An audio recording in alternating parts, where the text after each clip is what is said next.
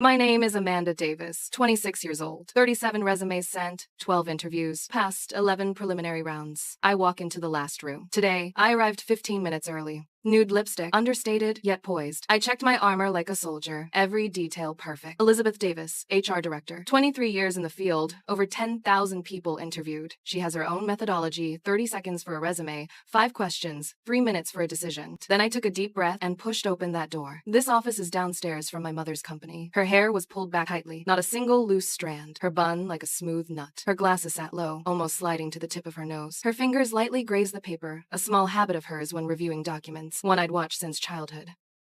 Hello, Miss Davis. I'm Amanda Davis, applying for the marketing assistant position. She has no idea her candidate today is her own daughter. What are you doing here? I'm here for an interview. Her fingers stopped. In that instant, the conference room grew so quiet, you could hear the hum of the central air conditioning. In that moment, I saw not surprise, not anger, not even shock in her eyes. It was scrutiny. She scanned me from head to toe like checking a failed report. That was not a mother looking at her daughter, but an HR looking at a stranger. We don't do family here. I won't be looking at this. Leave. It was a resume I had revised over 7 nights. Mom, I don't need your charity. I'm here for an interview, not a favor. Please, just treat me like anyone else. Treat you like anyone else? You're my daughter sitting across from me. How am I supposed to do that? Leave. I'd known her rules since childhood's strict business. No favoritism. I didn't blame her for the rules. I only blamed her for not even willing to look at me. The elevator arrived, doors open, the lobby bustling, no one noticing me. I walked out, and Chicago's November wind cut through my collar, making me shiver. I stood at the building entrance, looking up at the window I had just walked out of. I don't know if she was watching. Probably not. She was probably already interviewing the next person. I didn't go home right away. I remember the last time I walked into that building 2 years ago, on my mother's birthday. I took my brother Benjamin to bring her a cake. She said she had no time to eat it, told us to wait until after work. When we called to ask that night, she said she forgot because of a meeting and put it in the fridge to eat tomorrow. My brother wasn't back from school yet. Mark, my roommate, no, my ex-boyfriend had moved out 3 months ago. He was so considerate even during a breakup, it made it impossible to hate him. There was a crack in the ceiling above, stretching from the corner to the light fixture. How long had it been there? I never noticed. Just like she never noticed what I did all these years. 26 years ago, she gave birth to me. 18 years ago, she got divorced, when my brother was only 6. That night, she called me into the kitchen. Amanda, you are the older sister. You need to be sensible. I was sensible for 8 years. I helped with the housework, took care of my brother, and carried everything she couldn't shoulder. I gave up college clubs to tutor my brother on weekends. I gave up internships because my mother traveled for work in the summer, and someone had to watch the house. I gave up weekends with classmates because my 14-year-old brother started rebelling, and she couldn't handle him. She didn't know, because she was never home. She was always working overtime. Sometimes we wouldn't see each other for days, communicating only through sticky notes on the fridge. Amanda, please go to your brother's parent-teacher meeting. Amanda, there's food in the fridge. Just heat it up. Amanda, Mom will be home late today. I never threw one away. Not because I couldn't let go, but because I forgot. Or maybe I didn't want to forget. Now, I don't even get a chance to interview. Not because she hates me, but because she cares too much about what others think. She's the HR director. She can't let anyone say, Elizabeth Davis is using her position for personal gain. Even hiring her own daughter. She wants to be clean, innocent, and flawless. And I am the only stain in her pristine life that cannot be erased. The screen light glows in the dark living room, like a window to another world. This isn't a cover letter. It's an invoice. For the past 8 years, I have provided her with the following services: domestic services, childcare services, and household management. Domestic services: daily cooking, cleaning, laundry, calculated at 4 hours a day, at $15 an hour. Childcare services: taking care of my brother, tutoring, parent-teacher meetings, handling school phone calls, calculated at 3 hours a day, at $20 an hour. Household management: shopping, calculated at 2 hours a day, at $18 an hour. 8 years, multiplied by 365 days. I calculated it over and over again. The numbers were massive, so massive I hesitated to write them, but I did. $750,000. It's not about the money. It's my 8 years of youth, everything she erased with the word expected. As I pressed print, my hands were shaking. The printer hummed to life, spitting out page after page. I stacked them page by page, stapling the top left corner. When sealing it, I hesitated for 3 seconds. Then, I put it inside the envelope. That night, I did not sleep. Early the next morning, I went to her office. I didn't go in, and I didn't knock. I leaned the envelope against her door and used the doorstop to hold it in place. As I bent down, I saw my hands. They were still shaking. It wasn't fear. It was the bitterness of years finally finding a way out. That evening, she came home. The foyer light had been broken for ages. She changed her shoes in the dark. I saw the Band-Aid on her heel. The skin rubbed raw. She never complained.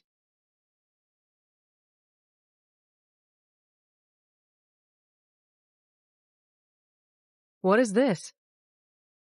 My bill. Her fingers gripped the edge until her knuckles turned white. She didn't open it right away. She watched me for 5 seconds. For a moment, I thought she was going to tear it apart.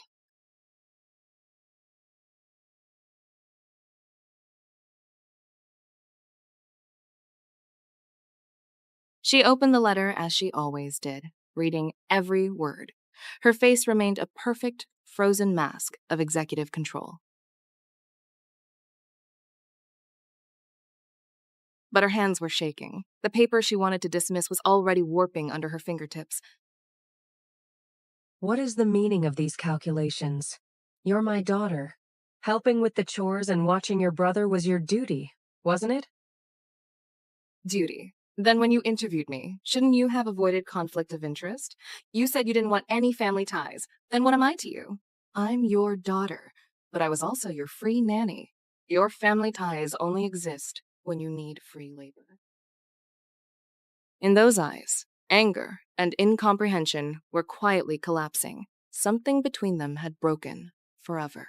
Mom, I don't want your money. I just want you to see me.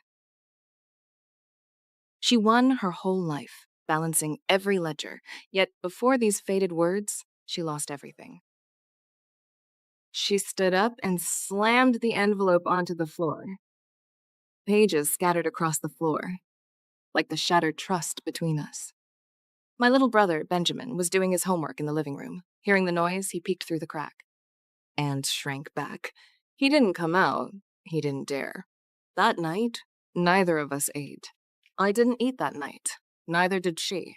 The food in the pot went cold. The grease congealed on the surface, and nobody heated it. Benjamin secretly went to the kitchen, scooped a bowl of cold rice, and retreated to his room. His door was closed. I heard his chopsticks clinking against the rim of the bowl, tinging, like a little hammer tapping. At 2 a.m, I got up for a glass of water. Passing her room, a sliver of light cut through the floor. I stood in the hallway, barefoot, the floor freezing. I wanted to knock. My hand rose, then fell. For a very long time. Finally, I went back to my room, shut the door, and buried my head in the pillow. The very next day, she took that betrayal of a bill and marched straight into the chairperson's office. She is my own daughter. How could she humiliate me with this cold-blooded invoice? It's complete insolence. Margaret listened in absolute silence. For 20 minutes, she never interrupted, letting the coffee on her desk grow cold. A dead silence fell over the conference room. 10 seconds of absolute suffocation, unbroken by anyone. Director Davis, these household chores and contributions your daughter listed, are they all true? She did, indeed, help me a lot. But I am her mother. Families do not keep score with money. As our HR director, you interview your own daughter without recusal, treating it as nepotism. Yet when she does your chores, you deem it duty. Helen, why the double standard? A dead silence fell over the conference room. 10 seconds of absolute suffocation, unbroken by anyone. The armor of pride she wore all her life was ruthlessly stripped away. In that silence, she finally crumbled into tears. Elizabeth Davis, 23 years in the business, over 10,000 people interviewed, and not once had she shed a single tear in front of anyone. But that day, she cried in front of Margaret. I don't know. I don't know what to do with her.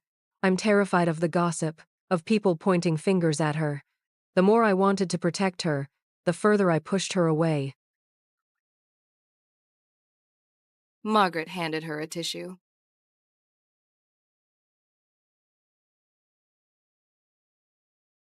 Elizabeth, is your way of protecting her? Pushing her away? I will interview this batch of management trainees myself. My mother didn't answer, Margaret said. She picked up the phone, telling her secretary to schedule it. My mother stood in that office like a tree beaten by the wind, all its leaves leaning in one direction.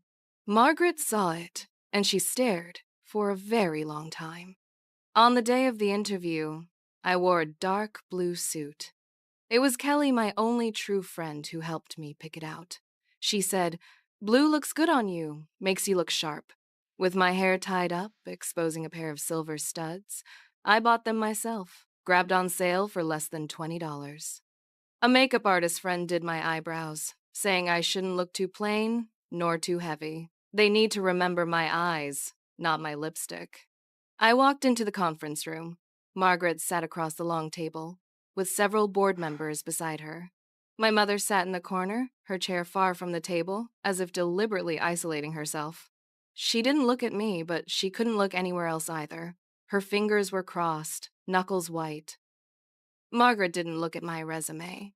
She directly asked one question. Amanda, how much do you think you're worth? Her eyes were gentle, no scrutiny, no hostility. I looked into her eyes. Worth a chance. Then prove it to me. She smiled, the fine lines at the corners of her eyes crinkling together. All right. You're hired. The conference room went silent for a beat. Then someone flipped through papers, someone cleared their throat. My mother stood up, the chair making a harsh scraping sound against the floor. She opened her mouth, but said nothing. Director Davis, do you have an issue with this? In that moment, I saw her shoulders slump, like a wall finally giving way under weight, starting to tilt. No. She didn't look at me, just walked straight out of the conference room. The sound of her heels on the floor faded further and further away. I sat there, crumpling my resume in my hand. Your mother is more fragile than you think. Don't blame her. After that, I was a management trainee. She wasn't my HR director anymore. But what separated us wasn't a table anymore. It was 26 years of unsettled scores. Not on paper, but in the heart. Rumors in the office spread quickly. Pantry, hallways, cafeteria, whispers were everywhere. Director Davis's daughter is here. Is it through connections? I heard she handed her mother a bill for hundreds of thousands in housework. Are they even real family? Once, I went to get water. 2 female colleagues were gossiping, but shut up the moment they saw me. They bowed their heads and pretended to scroll on their phones, but their screens were dark. I didn't explain, because I knew explaining only makes it worse. They only believe what they want to believe. But what I didn't know was that someone had already started to act. A colleague named Laura Jensen, in marketing for 5 years, had her eyes on the director position. She walked over to my desk and handed me a cup of coffee with a smile. Welcome, Amanda. Your mother is a legend in this company. That smile made a cold shiver run down my spine. My first job was market analysis. Nothing important, just crunching numbers, building spreadsheets, writing reports. No one showed me the ropes. No one told me what was right or wrong. I was like a fish dropped into strange waters. No idea where the currents ran, no idea where to find food. I worked late every night. The entire floor was empty. Only my light was still on. Still here? Almost done. But I wasn't. One night, I noticed someone had been in my files. The folder order had changed. The last modified time showed 8 p.m. I'd already left by then. I had no proof, but I knew someone had been going through my things. The next day, Laura proposed a suggestion at the morning meeting, identical to the analysis direction I was working on. She said it was her own idea. I looked at her. She didn't look at me. Evidence? My computer has login records, but anyone could have used it after I left. I didn't install any tracking software. I don't have any witnesses. The data entry clerk entered a per mil sign instead of a percent sign. 1 point cost me an extra 7 hours. But that mistake wasn't mine. It was the previous handler's. The report was mine, so the responsibility is mine. David, here's the corrected market analysis. All the data has been verified. The next morning, I handed the revised report to the marketing director, David Chen. Amanda, this report is identical to the one Laura submitted yesterday. Laura? This is my analysis. I did it myself. The data, the charts, the conclusions, they're nearly identical. The only difference is Laura submitted hers 6 hours before you. I get it. She went through my computer and stole my work results.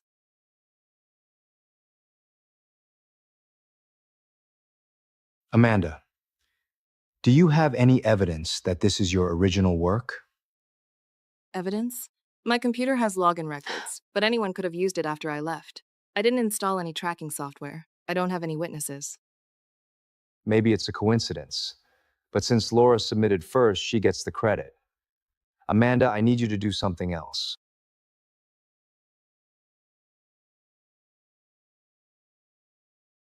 I can't lose. I can't let Mom find out. It was hard enough for her to get me into the company. I can't let anyone say Director Davis's daughter is a failure.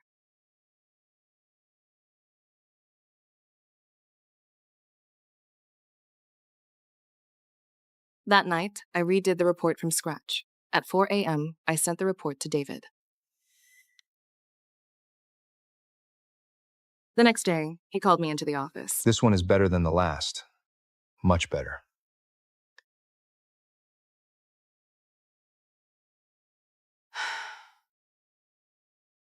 But Laura didn't let it go. She started spreading even nastier rumors behind my back, saying I was having an affair with Jack from marketing, saying I slept my way in. By the time these words got to my mom, it had already been 3 days. That afternoon, I was called into Mom's office. This wasn't a conversation between an HR director and an intern. It was a confrontation between a mom and her daughter. Amanda, what is your relationship with Jake? Colleagues. Someone said they saw you two walking together from the parking lot. That's because our cars were parked next to each other. Coincidence. You know the company prohibits office romance? I know, that's why I don't have one.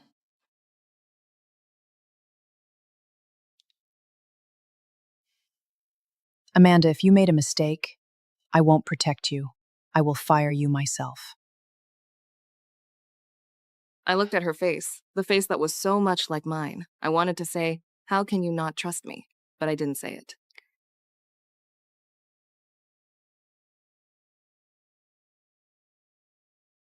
That night, I came home, and Benjamin was waiting for me in the living room. His expression was off. Sis, the school called. They said I got into a fight. You got into a fight? Someone was talking trash about you, saying you only got in because of Mom, saying you're a forget it, I'm not repeating it, I hit him. I looked at my younger brother, a 16-year-old who was already half a head taller than me. Benjamin, you shouldn't have fought. I don't care. They can't talk about you like that. His shoulders are broad now. He's no longer the kid hiding behind the door to peek. Sis, has Mom been unfair to you? I saw the bill. The one you wrote. I think you're right. You don't understand.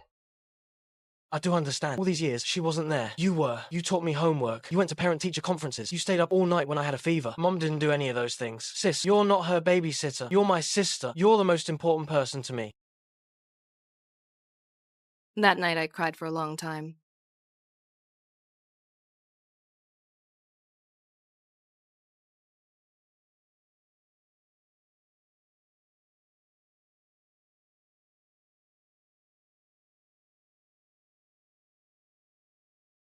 Someone at the company posted that bill on the internal forum. The comments below exploded. The post stayed at the top. I read every word, closed it, opened it again, closed it again. It's not that I wasn't scared. I just couldn't afford to be. Worse, someone leaked my personal email and phone number. My phone started ringing nonstop, one unknown number after another. Abuse, mockery, all kinds of voices coming in. How could you do this to your mother?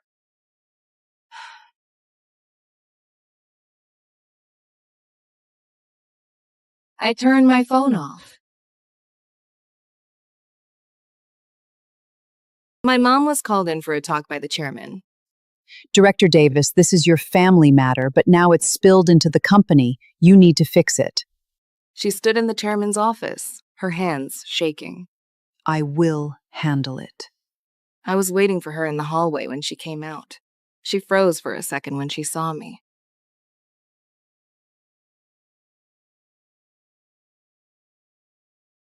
Mom, I'm sorry. It's not your fault. I just didn't raise you right. She left. I watched her back, wanting to call out, but I didn't. She needed time. So did I. But Laura didn't. She'd already dropped an anonymous complaint into the HR mailbox. The investigation team had arrived. I stopped staying silent. That night, I posted a long statement on the internal forum. My mom is my pride. Raising my brother and me alone wasn't easy. I didn't write that bill for money. I wanted her to see what I do isn't free.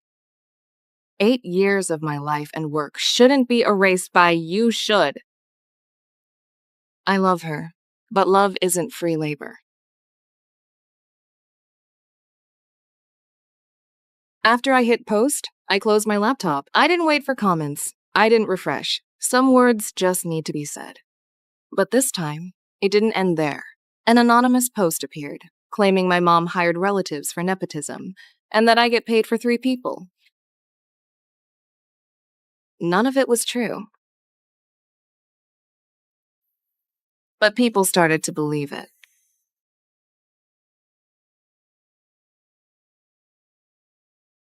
After that post went up, the tide in the comments slowly shifted. Some called me brave, others said I was selfish. Some still asked how I could charge my own mother. I wasn't going to reply again. Some things only need to be said once.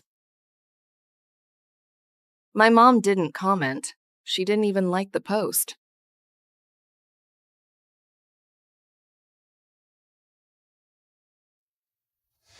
Sis, Mom printed out your post. She keeps it on her nightstand. She's been reading it for days, goes back to it every day. It sits next to her reading glasses and blood pressure pills. The edges are curled from being read so many times. I never asked her about it, but I started to understand. It's not that she didn't care, she just didn't know how to respond. But there was something else that worried me more. My mom's health was starting to fail. The company was hosting a speech contest. The theme? My mother. Nobody from marketing signed up. I did.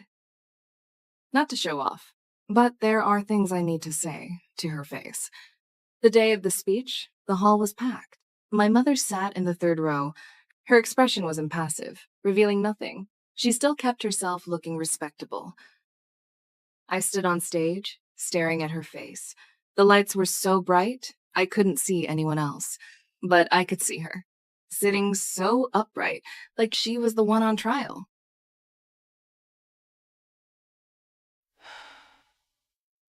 My mother is an HR director. She's interviewed so many people. And she interviewed me too. She said, "You can't work under me." She wasn't wrong. Separating personal and professional is her principle. But she also said, "It's your duty to help with housework and raise your brother." That's also her principle. Same woman, 2 sets of rules. They laughed. Some looked down. I don't blame her. I just want her to know the things I do aren't obligations. They're love. But love isn't a reason to take it for granted. My voice was trembling, but I didn't stop. My mom always says business is business. But home isn't a company. I'm her daughter, not her employee.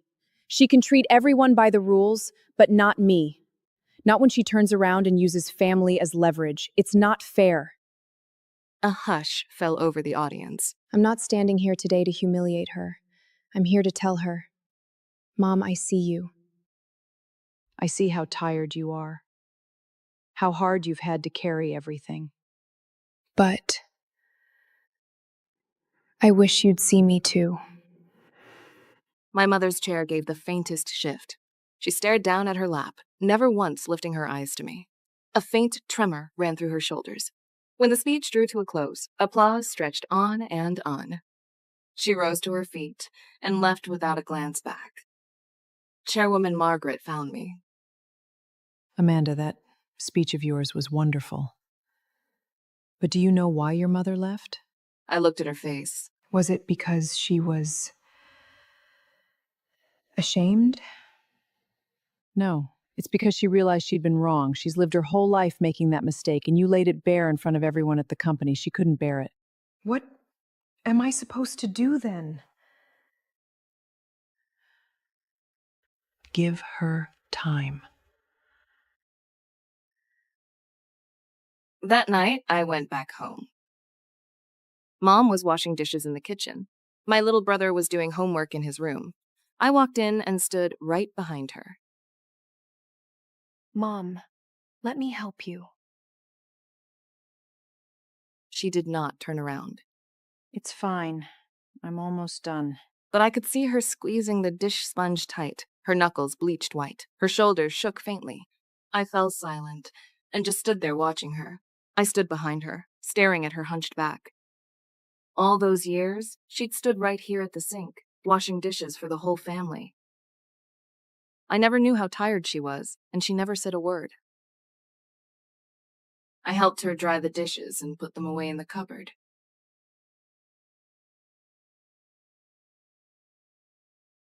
She turned around. Amanda, I'm sorry. Her voice was soft, as if afraid of disturbing something. You don't owe me an apology. You've just been worn thin, and you forgot I get tired too. She broke down crying. This time, she didn't turn away or hide her face. She just stood there, weeping, the faucet still running loud beside us. I walked over, turned off the tap, and held her in my arms. She was so thin and frail in my arms. She cried messily, her nose bright red, tears streaking her whole face. But I never let go of her. Mom, I'm sorry too. I should have talked to you gently, not lashed out on stage like I did. She shook her head, too choked with sobs to speak. We talked together until 3 a.m. that night. The company decided to transfer me to the new project team as marketing supervisor. It wasn't because of my mom I earned the role on my own merits. But people still gossiped behind my back. Director Davis's daughter got promoted. She only got it because of her family connections. I didn't bother explaining. Neither did my mom. Everyone on the project team was hostile toward me. They excluded me from meetings, never invited me to lunch, and dumped all the hardest assignments on me. I didn't complain. I pulled off the toughest project end to end. I worked till the wee hours every single day, eating so much instant ramen I couldn't stand the sight of it. The client was thrilled and placed a follow-up order. At the wrap-up meeting, the project lead said, Amanda made a huge contribution to this win. Some people clapped, others sat completely still. But I didn't care anymore. I was here to work, not to make friends. Laura watched me from the corner, her expression unreadable and tangled. I walked over and held out my hand to her. Laura, thank you. If you hadn't stolen my report, I wouldn't have produced a better one. She froze and didn't take my hand. I smiled and walked away. My mom retired. Not when she hit retirement age, she took early retirement. The company was streamlining its management team, and she volunteered to step down. Margaret, the chairwoman, sat down with her. You could stay on for a few more years. She said she'd rather not. Her health kept getting worse. Back pain, leg pain, insomnia. All the wear and tear from all those years was finally catching up with her. But I knew the real reason she left early. She wanted me to have no baggage at work. She didn't want people to keep referring to me as Director Davis's daughter. She'd carried that label her whole career. Now, she was finally letting it go. On her last day, I went to her office to pick her up. She stood by the window, looking out at the city. Amanda, you know, I sat in this building for 23 years. I've interviewed 12,342 people. You were the first one who left me speechless. Because you're my daughter. Because I never knew how to treat you. Mom, you don't have to know. You just have to be my mother.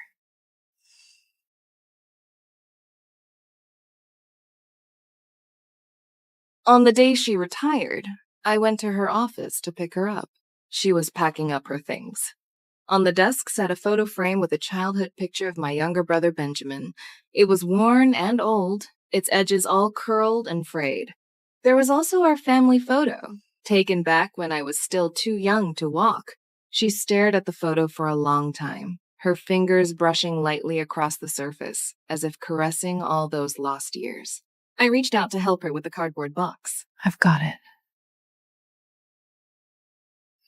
She set the photo frame into the box slowly and gently, as if afraid to wake something sleeping. Let's go. I took the box from her. It was light. 23 years she'd worked here, and this was all she was taking with her in the end. As we walked out of the building, she glanced back over her shoulder. I won't be coming back, but you will. You'll do better than I ever did. The elevator doors closed. She watched the floor numbers tick by.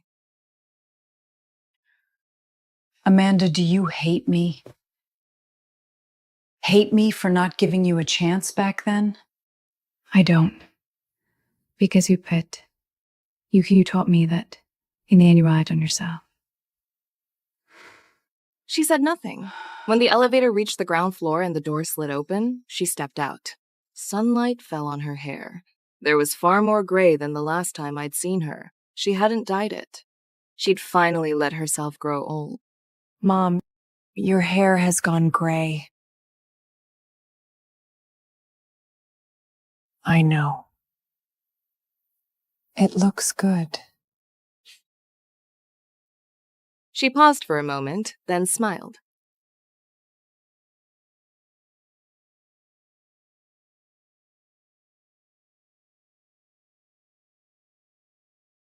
After retirement, she started learning to paint. She enrolled in a class at the senior college, going twice a week. She painted very slowly, very carefully. My brother said she was the most dedicated student in the class. The teacher criticized her for lacking insight and talent. The other students laughed, but she didn't care. She never imagined she'd pick up a paintbrush in her 60s, but she was happy. She hung that painting in the living room, right across from the dining table. Amanda, do you think I paint well? Good. You're lying to me. As long as you like it. You paint one too.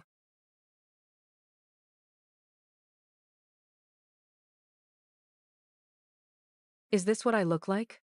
Yes. Too ugly. That's you.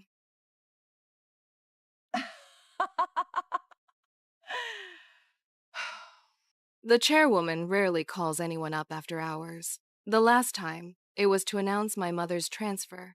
With every floor the elevator climbed, my heart sank another inch.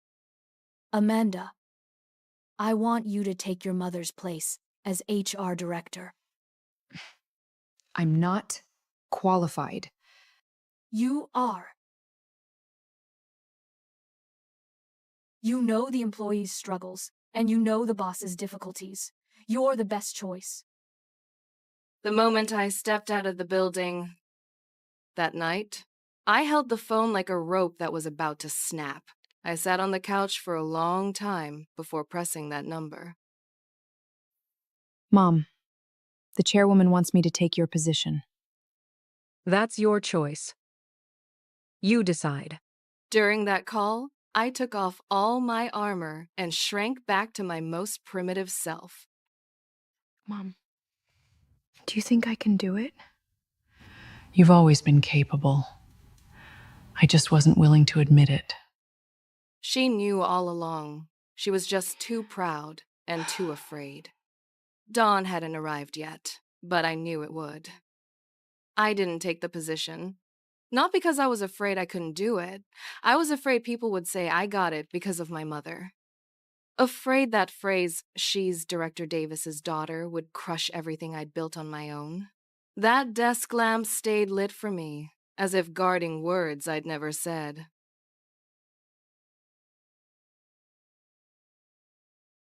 Amanda, why didn't you take it? I don't want people saying, I got ahead because of you. She didn't speak, but I heard that hand tighten its grip. Amanda, you didn't get where you are because of me. You got there on your own. So what are you going to do now? I'll keep working in marketing. Wait for the next opportunity. She hung up. That sigh was so heavy it traveled through the phone line and landed in my ear. I just sat there, letting the darkness swallow me bit by bit.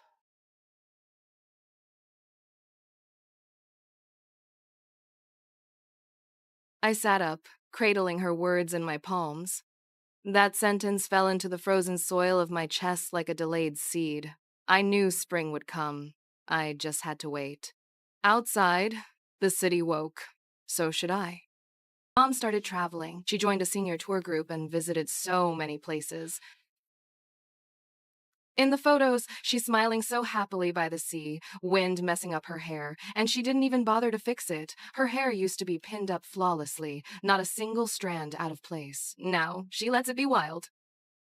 Mom, having fun? Oh, I am. She told me she met this other lady, also single, also retired. They've already planned Florida for their next stop. Her laughter came through the receiver, so soft, but I heard every bit of it. It's a sound I hadn't heard in a very, very long time. Mom, you look so beautiful when you laugh. Quit your teasing. Amanda, I miss you. I miss you too, Mom. But I didn't say it out loud. I just held the phone close, listening to her breathing, just like when she held my hand when I was little.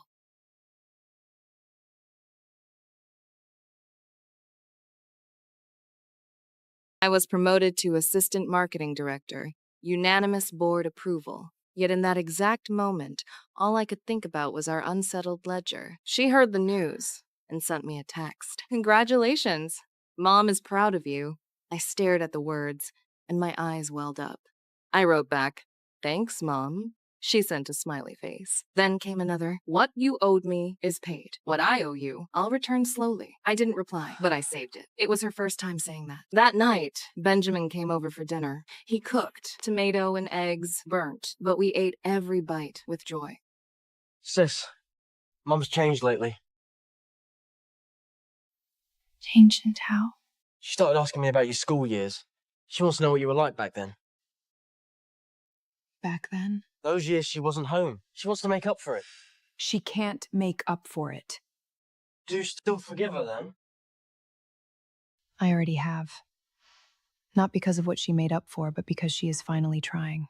It was the place she had fought so hard to leave, yet could never truly forget. Your mother used to work here.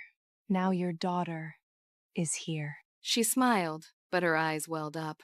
It was an acknowledgement 20 years overdue. Walking down the familiar hallways, the once cold cubicles now held her daughter's warmth. You had one when you were little. You tried to grow everything, but nothing survived. Then you stopped. You said it made you too sad when they died. This one is tough. You don't have to water it every day. Amanda, you know back then I didn't want you to interview, not because I didn't want you here. I was afraid they'd say you relied on your mother. I've spent my whole life fearing what people say. So you're not afraid now? Not anymore. Because you said you relied on yourself. And I don't care what they say anymore. I care about what you think. Mom, I want you to be happy. Having you guys is my happiness. Stood there as the sun shifted slowly, our shadows stretching out. Two shadows, one big, one small, leaning close together. Mom, why did you make so much food today? How is work going? Are the colleagues nice? Is your Is your boss good to you? Everything is great. That's good. That dinner lasted a long time. The last dish had gone cold, so she took it back to reheat it. It wasn't actually cold, it was warm. After dinner, she helped me wash the dishes. We stood side by side in silence. The tap was rushing, soap bubbles sliding past our fingertips. Amanda? Yeah. That bill, I still keep it. Not because I owe you money, but because it was the most honest letter I have ever received. You woke me up. Mom, I didn't scold you. You just wanted me to see you. I see you now. I am not that resume she once pushed away in an interview. I am her daughter. But now she knows I am also an individual. That snake plant on the sill has soaked up the afternoon sun. Its leaves look even straighter. I don't know if it's the sunlight or its own quiet effort. The next morning, I received a package. Inside was a painting. On the bottom right, there was a line in her handwriting. Amanda, Mom loves you. Who painted this? It's beautiful. My mom.